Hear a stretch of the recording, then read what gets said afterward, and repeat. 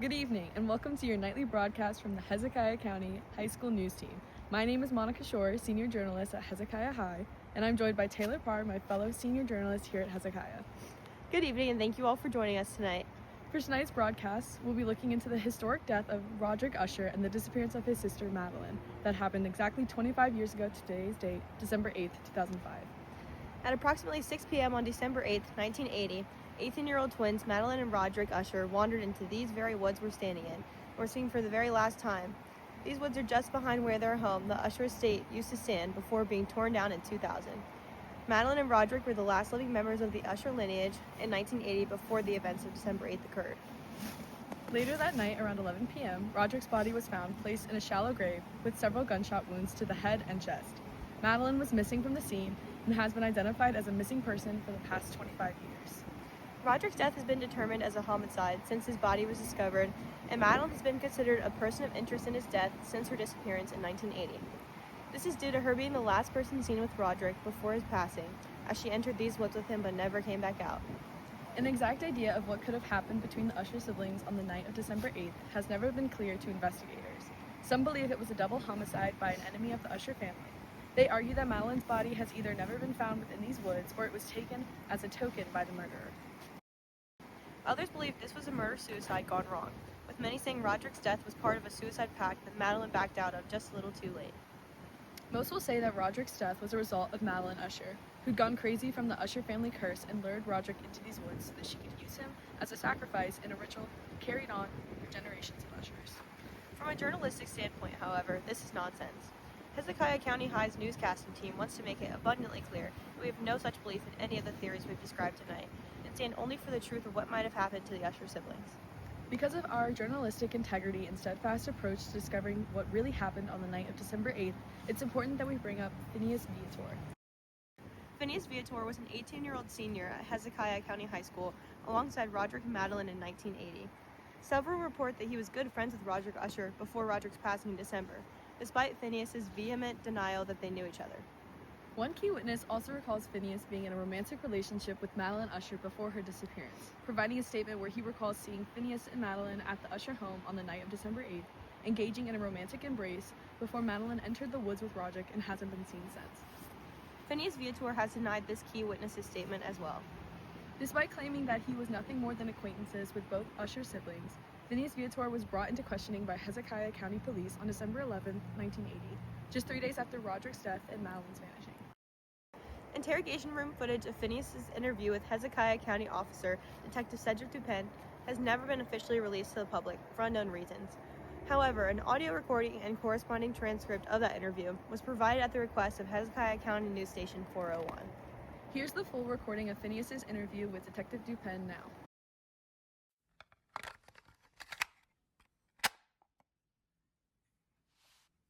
Today is Thursday, December 11th, 1980. This is Detective Cedric Dupin in a secure interview room at Hezekiah County Station in Boston, Massachusetts at approximately 12:45 in the afternoon.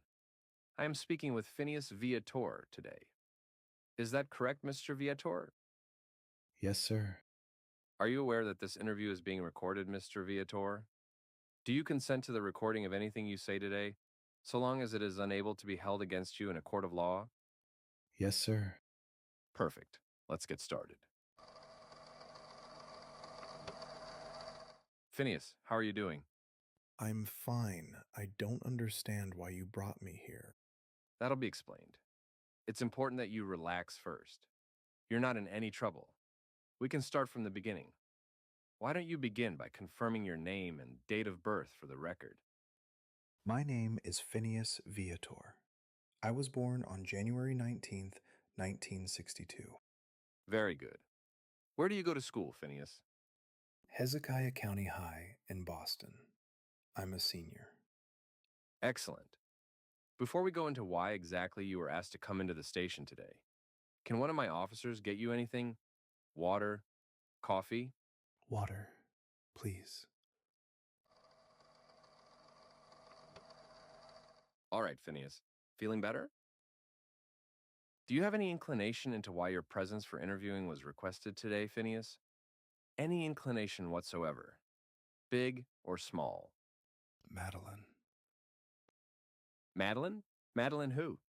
Madeline Usher, the missing girl you've been looking into. Yes, Madeline Usher. What do you know about her? We go to school together. She's been missing since Monday.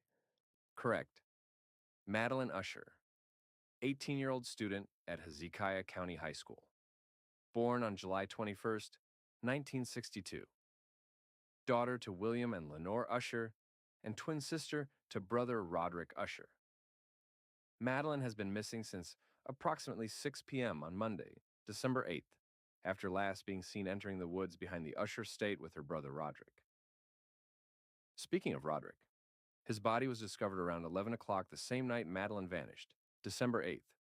He was found lying in a shallow grave in the woods they entered, where Madeline was seen for the last time. He had a gunshot wound to the head and several more to his chest area. Did you know about this as well? Yes, I heard about it the next day at school. Word travels fast amongst high schoolers, I imagine. The rumor mill operates even faster, I bet. Tell me, what else did you hear about Roderick's death later at school? I just heard he'd been shot and that Madeline was gone. Some people were joking around and said they'd been killed by the ghosts of their dead parents and that Madeline's body wasn't found because her parents had taken her corpse with them back to hell. Others said Madeline finally succumbed to the fate of her family, went crazy, and killed Roderick herself before fleeing. I see. And do you think there's any merit to these ideas? No, Madeline wasn't crazy. Her family might have been, but Madeline was good, kind. You've mentioned her family, the esteemed Ushers. What do you know about them? Her parents died suddenly a few years ago, some sort of accident in their house. No one really knows the details of it. I think it hit Roderick pretty hard. He never really acted right afterwards. Madeline seemed better, though. She never let on that it hurt her. Were you close with the Usher siblings? You speak of them like you knew them well. No, I didn't know them. I had a few classes with Roderick. We did a few projects together, but that was it. I knew Madeline less. She was always nice to me in the hallways, though. Do you know of anyone who would have been close to either Usher sibling? No, no one was close to them. They kept to themselves a lot. Madeline talked to a few people here and there, but I don't think she had any friends. Neither of them did. They weren't really the type to let people in. No one knew them, really. So they were trapped inside their own little bubble? You said people thought the Usher siblings and their family were crazy, that they were going to hell. Can you elaborate on that a little? Like you said, the rumor mill churns out gossip quickly. People talk. Everyone thought the Ushers were strange for years, even before the parents died. They never really left that house when they were alive. No one saw them. Made people wonder how they afforded that mansion when they were as easy to spot as ghosts in fog most of the time. Roderick and Madeline did the same. They'd go to school and not anywhere else. Especially Roderick. He was always alone. He never ventured further beyond the mere form of that family mansion. Continue. Some said Roderick wouldn't let Madeline leave the house either. They said he was the crazy one and that Madeline was just stuck. They didn't have anyone besides each other after their parents' death, from what I know. No living relatives, just each other. People felt bad for Madeline. They thought she stood by her brother because he's all she had left. Others didn't believe it. They said she reeked of crazy too. Interesting. What else? What made people think the Ushers were crazy in the first place? It was innate, just a part of them. What do you mean by that? Other rumors spread, nasty ones. I don't even know if I should talk about them. You can tell me, Phineas. What were these nasty rumors? My mom once said that the Ushers were of a remarkable fact, that the entire family lay in a direct line of descent. What does that mean? It means that people thought the entire family was inbred. That's why they were so weird. Those who saw the parents before they died said they looked like siblings. The grandparents were apparently the same way. So were the great-grandparents, and everyone before them. That whole family was cursed because of some generational desire to keep it in the family. People suspected Roderick and Madeline were destined to be the same way, to continue the curse that made them crazy. And you? What did you think of these rumors? I thought they were ridiculous, obviously. But But there was a striking similitude between Madeline and Roderick. Even though they were twins, how alike they look always arrested my attention. Twins that aren't the same gender can't be identical, I know that. But somehow, they looked the exact same. There was a scarcely intelligible nature between them, one that's always existed since we were in elementary school. But that doesn't mean I think them and their parents are inbred. Genetics are just weird, I guess. so you don't think there was any truth to this rumor? I think people fear what they don't know, and nobody knew the Ushers. Like I said, they didn't know them, so they had to make up some wild theory for why they acted strangely. But I don't think anything was actually wrong with Madeline. You say nothing was wrong with Madeline, but you didn't mention Roderick. Do you think something was wrong with him? Earlier, you mentioned he was always alone, but was made worse by his parents' death. Yes, Roderick was the stranger of the two for sure. His reserve had always been excessive and habitual to me. But from what I could tell, though, his parents' death did worsen this. However, like I told you, I wasn't exactly friends with either of them, so I don't know for sure. How did it make him worse? He began suffering from a very morbid acuteness of the senses. He'd freak out whenever noises were too loud or lights were too bright. It only made people talk more, only made them meaner. I see. I know you've said you weren't close with either sibling, but you had classes and projects with Roderick. Tell me about them. There isn't much to tell. We were assigned partners on a few things here and there. We just did our work and got the projects over with. Honestly, we barely even spoke to each other while doing those. I've spoken with other classmates of yours, ones that have said you and Roderick seemed friendly while working on these projects. Like you've been close for years. Some even recall seeing you go into the Usher house with Roderick after school some days. So tell me, Phineas, are you being entirely honest with me right now? Who told you that? Was it Peter Prospero? It was him, wasn't it? He's such a man of the crowd, such a gossiper. He thinks he knows everything about everyone. I can sense you're getting agitated. There's no need to get upset. I'm going to go back to my original question. Were you being entirely honest with me before, Phineas? Fine, I guess not. Maybe I did go to the Usher house a few times while we worked on stuff. It doesn't mean I was best friends with the Ushers, just that I wanted to get an A in AP English, and Roderick was my ticket to getting that. Got it. So, what would happen when you would go home with Roderick? Nothing out of the ordinary. We'd do our homework. Sometimes Roderick would play me music. Then I'd go home. That's it. Music. What kind of music? Have you heard of dirges? I don't believe I'm familiar. They're these melancholic songs and poems Roderick liked. He taught me about them. They're supposed to represent mourning. He'd play them for me. Sometimes he'd improvise his own and sing them for me. Those long ones he'd perform will forever ring in my ears. What can you tell me about Roderick's dirges? They were like musical rhapsodies. I remember the words to a lot of them. I was impressed with them when Roderick would recount them for me. They all had these undercurrents of mystical meaning. I assume these meanings resonated with Roderick. It felt like the full consciousness of him was shown in those songs. I see. And did it take a lot of convincing on Roderick's part to get you to stay and listen to this music with him? Roderick always knew how to get what he wanted. Even though the family was lonely and perceived as crazy, there was an elusiveness to that. Roderick inherited that mystery. I found him charming at times. I don't even have words that can express the full extent and earnest abandon of his persuasion. When he wanted you to stay and listen, you stayed and listened. Did Madeline possess that same quality? Being charming and mysterious? I have to imagine you encountered Madeline at least once while in the Usher home. You're right. I did see her once or twice. But Madeline was charming in a different way. I told you earlier she was good, and I meant that. She was beautiful.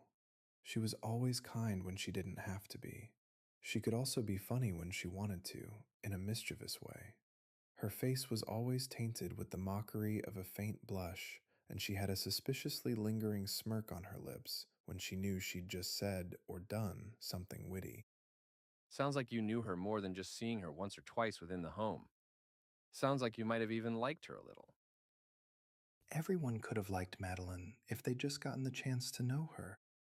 Do you want me to tell you the real reason we've brought you in today, Phineas? Enlighten me. That man of the crowd you mentioned earlier? Mr. Prospero? He's actually neighbors with the Ushers, lives across the street from them. His house is about 75 feet or so from the woods, where Madeline vanished and Roderick died. You want to know what he told me when we brought him in to give a witness statement the morning after December 8th? What'd he say? He said he saw you at the Usher house that night. He said around 5 p.m. on that dull, dark, and soundless night, he watched you with Madeline, just before herself and Roderick were last seen by another neighbor, disappearing into the woods around 6 p.m. He recalls you both standing on the porch of the home with Roderick nowhere in sight. Said you were engaged in a heated, whispered conversation. Want to know what else he told me? Go ahead. He believes he saw you kiss Madeline, and that Madeline reciprocated that kiss just before you slipped something into her coat pocket before leaving the property. Now, I don't know for certain if Mr. Prospero is being truthful, but he thinks what you put in Miss Usher's pocket was a handgun. And coincidentally, just a few hours or so later, around 7 p.m., several gunshots were heard by Mr. Prospero and other nearby neighbors, coming from the wooded area the Usher siblings wandered into. Later that night is when Roderick's body was found in that grave, dead by gunshot wounds. Peter Prospero always was very imaginative. The gun that killed Roderick was a .44 Magnum handgun.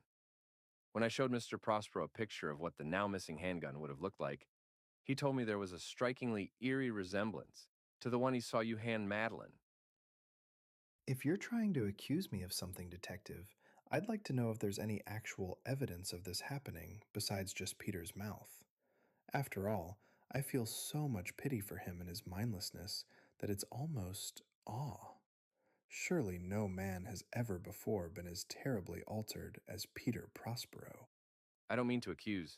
I'm just merely recounting someone else's statement, seeing if it elicits any sort of memory of that day in your mind. Tell me, Phineas, where were you between the hours of 5 p.m. and midnight on the night of December 8th? I was at home with my brother. We did homework, ate dinner, then watched some weird short film called The Telltale Heart before going to bed around 11. The next day, I woke up and went to school where I found out Roderick was dead and Madeline was missing. I didn't see either of them on December 8th. In fact, I haven't seen or spoken to either of them since the end of November. They both weren't at school for a week before all of this happened. And would your brother be willing to provide an alibi for you, confirming everything you just said? Of course. Just say the word. You said you hadn't seen Madeline or Roderick for a week, up until their disappearance and death. What were the circumstances surrounding your last interaction with them? I think it was November 30th, a few days after Thanksgiving. Roderick and I had just finished a group project together a few days or so before, and he'd forgotten one of his textbooks with me at the library. I stopped by their house to return it to him. Madeline answered the door. And when she answered? She was kind, as always, gave me a warm smile but kept the door tucked closely into her side. She was making sure I couldn't see into the house behind her. She took the book from me and promised to give it to Roderick. She said he wasn't feeling well, but she'd been taking care of him. She'd expected they'd be absent in the following days, and she was right. She thanked me for the book and closed the door. That's the last glimpse I obtained of her. She was seen by me no more afterwards. Peter Prospero's story is a bunch of lies. And why would Mr. Prospero lie about seeing you on the evening of December 8th with Madeline? Because his own life bores him so badly he must torment others? Look, I'm sorry if what I just told you was an unsatisfactory conclusion to the puzzle that is the Usher family, but it's all I've got. And if you think interrogating me is suddenly going to lead you to finding Madeline, I think you're mistaken. Madeline's smart. If she's gone, it means she doesn't want to be found. I don't know what went down in the woods that night or who killed Roderick, but if Madeline isn't sitting here telling you her side of the story, it probably means it isn't a story worth telling. You may not know who killed Roderick, but you're telling me you don't have a guess? You don't have any suspicion for Madeline? After all, Roderick's dead and she's simply gone. You don't think she could have had anything to do with it? Been the one to pull the trigger? Such opinions of mine need no comment, so I won't be making any. What I believe happened is irrelevant and can't change the past. In fact, I think continuing to question me when you have an investigation into a disappearing girl and the unsolved murder of her brother on your hands is a bit futile. Don't you agree? Futile, maybe. But if you have no opinions on the matter, then you won't mind being considered a person of interest in this case, right? We're going to have to check your alibi and may call you into questioning more. You can do that all you'd like, but until you have proof against me that isn't just circumstantial, I've done nothing wrong. In fact, I'd like a lawyer before this conversation goes any further, please.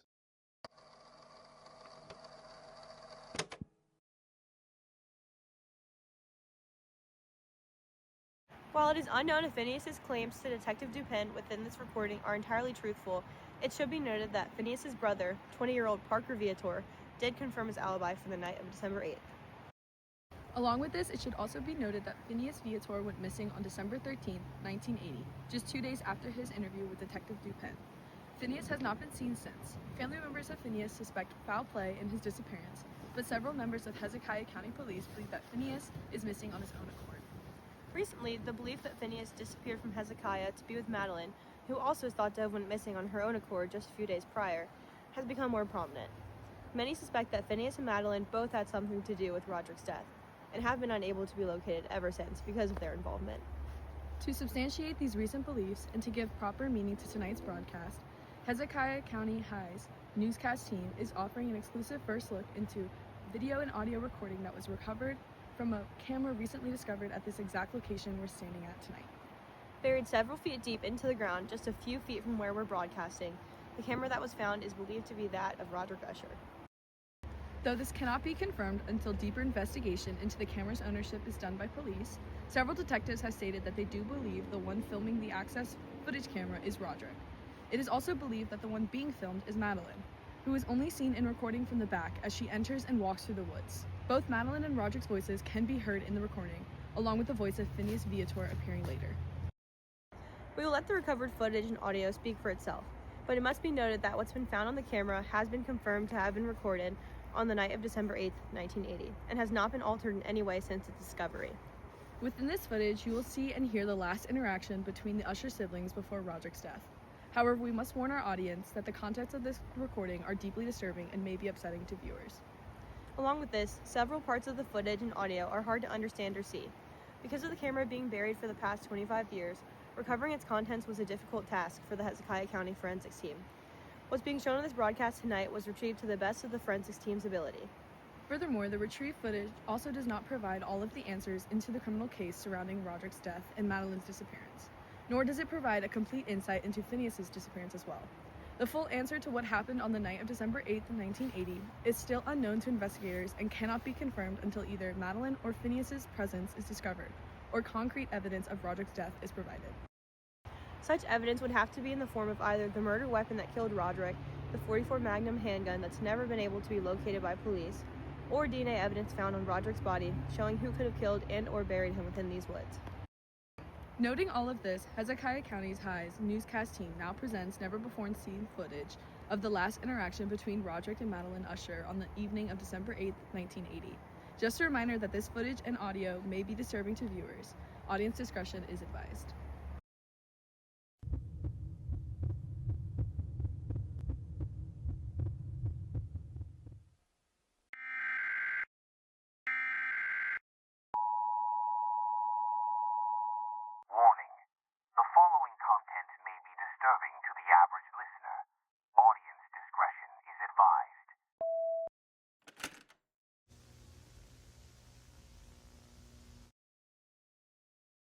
Just follow me, Madeline.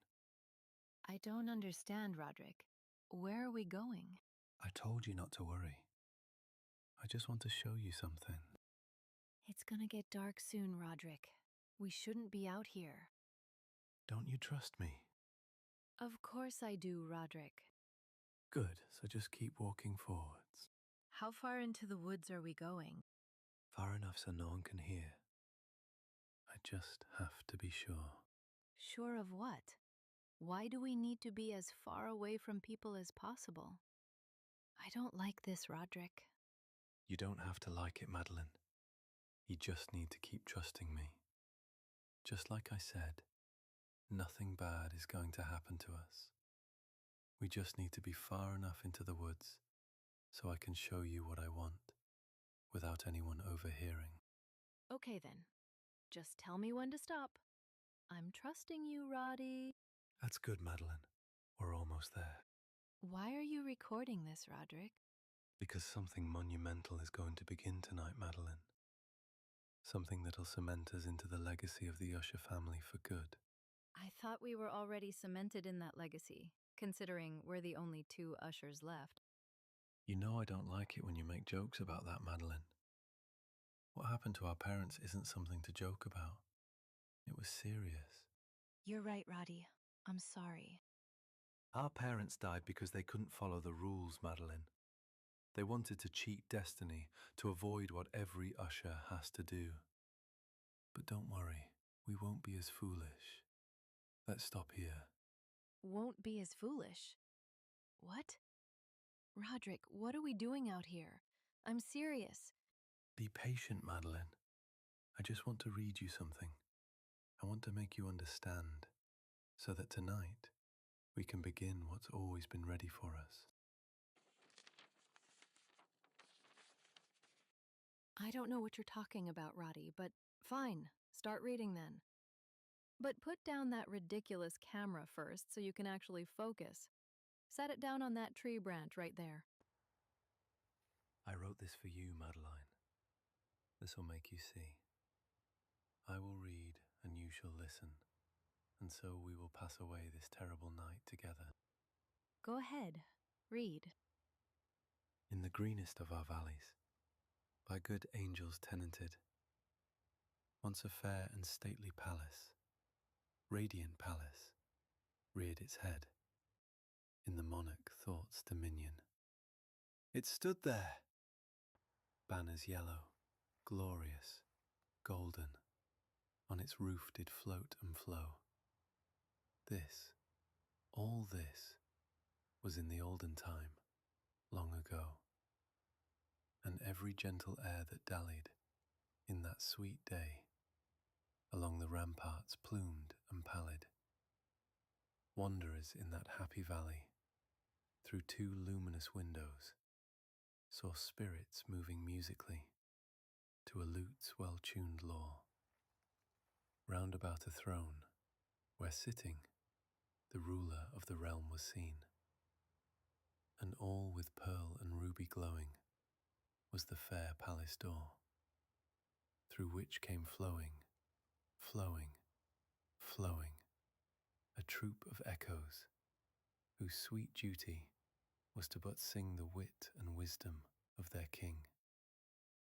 But evil things, in robes of sorrow, assailed the monarch's high estate, and round about his home, the glory that blushed and bloomed is but a dim remembered story. And travellers now, within that valley, see vast forms that move fantastically to a discordant melody, and they laugh, but smile no more. I'm sorry, Roderick, but I don't understand anything you just said. You have been taking your meds recently, right, Roddy? I mean, what you just read me was beautiful, but I don't understand what it means. Or how it connects to making me understand something you won't even tell me about. I feared you wouldn't get it, Madeline. This always worried me. But you don't have to fret. I'll make you understand, and soon we can begin the future we were always promised. the one where we're happy. But I'm already happy, Roderick. I'm happy right now. You think you're happy right now, Madeline, but you're wrong. You can't be truly happy until you do what you were always made for. Just like me. I don't understand. Oh, Madeline, don't worry. It'll all make sense soon. And there's no need to think about Phineas, or what this means for him. I already told him. What? Phineas? You told Phineas what? Did you read this for him too? Yes, I did. But he was much more receptive to it than you've been. He understood how what we're doing is only going to help our future. He was willing to let go of what you two have, just so you could be happy. Isn't that great, Madeline? I still don't understand. I am sorry to see your relationship go, though. And just when you were beginning to fall in love too. It's a shame, but it must be done. My relationship go? What are you talking about? Phineas and I haven't broken up? No, but you will. Once tonight is over, you and Phineas won't be seeing one another anymore. It's for the best. Phineas understands. That's not true, Roderick. We aren't breaking up just because you're going on one of your agitated mind's melancholic tangents. I'm not doing that. I fear you don't get a say in the matter, Madeline. Let me explain to you why this sense of insufferable gloom has pervaded my spirit. Why a sinking, sickening iciness of my heart has begun to take place. Why the same will happen to you. It all makes sense in my reading. Okay, so explain your reading to me. Tell me what it means. My dirge comes from an unredeemed dreariness of my thoughts, one which no goading of the imagination could torture into being anything but sublime. Roderick, you know I can't understand you when you talk in riddles. Just tell me what all of this is about. Our family, it's cursed, Madeline. You know this. We're cursed to stay together forever, or else we will perish into this deplorable folly. I dread the events of our future if we do not follow the plan. Our family evil has gone on for generations, and the only way to stop it from infecting us is by staying as one. What? As I read in my dirge, our peculiar gloom, the one that's been afflicting us, can be traced to a palpable and natural origin, one that's been going on since the beginning of the Usher line. It's our duty to continue what's been done for generations, my tenderly beloved sister. Roderick, if you're talking about what I think you're talking about, you must know that's all a bunch of nonsense, right? None of those ridiculous stories people spew about our family are actually true. We're not as crazy as they say we are. But it is true, Madeline, and my dirge confirms it.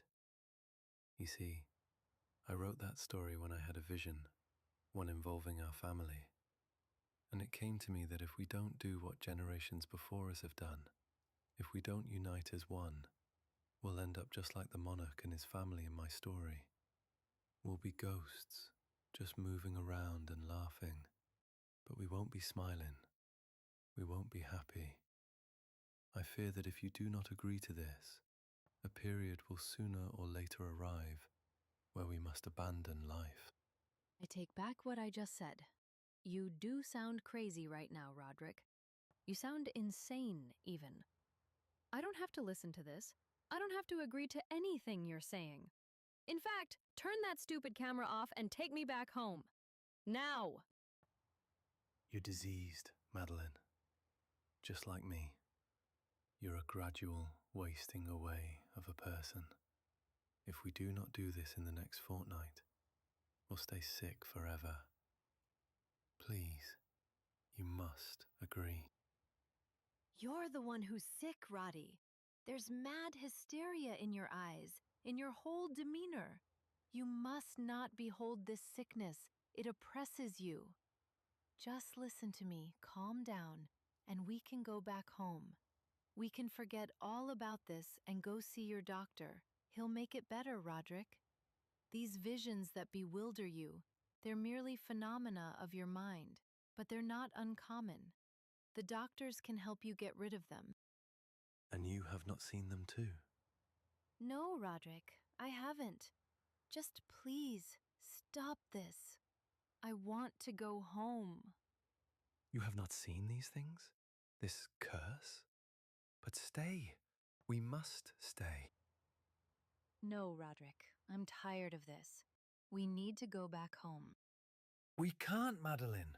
Not until you agree with me. Roddy, I've put up with a lot of crazy shit from you, but this one takes the cake. You're being insane right now. Irrational. What are you going to do if I don't agree, huh? Kill me? I don't want it to have to come down to killing you, but... But what? You aren't actually going to kill me, Roderick. I'm your sister.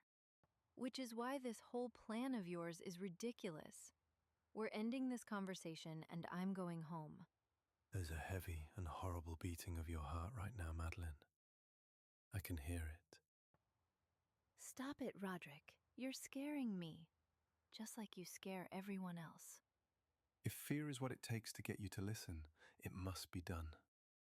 You're unwilling, Madeline, but you shouldn't be.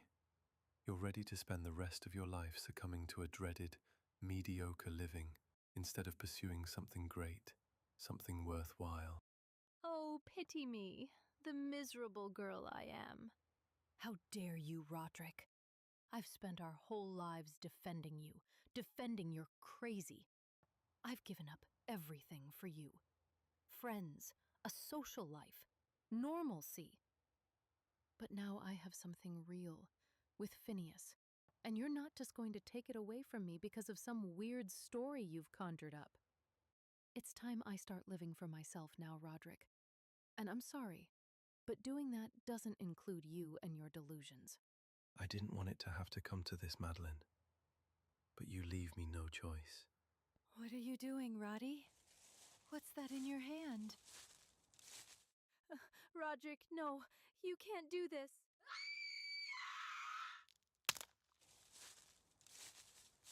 What are you doing here? I followed you out here. Madeline asked me to. She did what? I knew you'd do something like this, Roderick. You've been acting strange for days, ever since you came down with that cold. I told Phineas about it, before you read him your story and tried to convince him to break up with me. He was fooling you. He doesn't actually believe anything you told him. And neither do I. Which is why I asked him to follow us into the woods when you mentioned coming out here. He's here to take me back home. I stayed far enough back so you couldn't see me, so your camera didn't catch my movements. It wasn't until I heard you become more agitated, wasn't until I heard Madeline screaming that I decided enough was enough. It's time to stop this, Roderick. Let Madeline go. Just put the knife down. I can't. You don't understand. If she doesn't listen to me, we're both going to die. That's not true, Roderick. It's just what your head's making you believe. Just let her go and we can prove it to you. Let us show you it's all going to be okay. No, no. If she doesn't listen, if she doesn't follow the plan, she can't exist anymore. She has to be gone, otherwise she's jeopardizing us both. Our home will crumble if she doesn't comply. She's sick, just like me. And I have to be the one to kill her if she doesn't listen, if she doesn't do what she's told. I'm not going to let you do that, Roderick. No one is going to die tonight. Let's all just settle down, why don't we? Where did you get that, Madeline? Phineas gave it to me. He was worried you'd do this, try to hurt me, that you weren't safe to be around. But I defended you, like I always do. I told him he was being ridiculous when he slipped this into my pocket. But turns out, he was right. You're exactly as crazy as everyone thinks you are. But you aren't going to hurt me anymore, Roderick. No one else is going to hurt me. Okay, Maddie, calm down. I don't want you to do anything you're going to regret. I'm tired of men telling me what to do, Phineas. I'm tired of not being listened to. And I'm especially tired of Roderick's shit. I'm sick of always having to be the doting sister. When do I get to just be Madeline? When is it finally my turn? This is exactly what I'm talking about, sister. You're so sick you've turned selfish. But don't worry. We're going to fix that. We're going to fix you. Oh my God, Phineas. What did I just do? Hey, it's okay, Maddie. It's okay. Just stop. Breathe. Finny, I know. Just give it to me, okay? Good. Now listen to me. Listen to me very carefully. You need to go, okay? Run. Run out of the woods and don't look back. I'll handle all of this, okay? I'll take care of it, don't worry. But it's important that right now you leave. Go home, grab your stuff, and go. Go exactly as we planned. Don't wait up for me, okay? I'll be there as soon as I can, but you need to leave, Maddie, before people start looking for you. I'm sorry. I'm so sorry. I didn't mean for this to happen. I didn't want to do this, Finny. I just didn't want him to hurt me. I know you didn't. You just wanted to be free. But listen to me, Maddie. You are now. You're free, so you need to go. Let me handle the rest. But the camera, it's heard. I know. I'll take care of it. Just please, Maddie, go. Run.